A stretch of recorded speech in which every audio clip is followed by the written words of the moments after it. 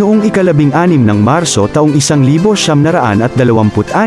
matagumpay na inilunsad ng Amerikanong si Robert H. Goddard ang kauna-unahang liquid-fueled na rocket sa Auburn, Massachusetts, ang unang taong nagbigay ng pag-asa sa pangarap na paglalakbay sa kalawakan.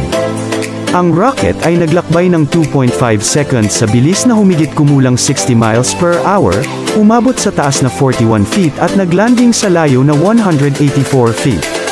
Pinaandar ng liquid oxygen at gasolina, ang rocket ay may taas na 10 feet, at gawa sa manipis na mga tubo.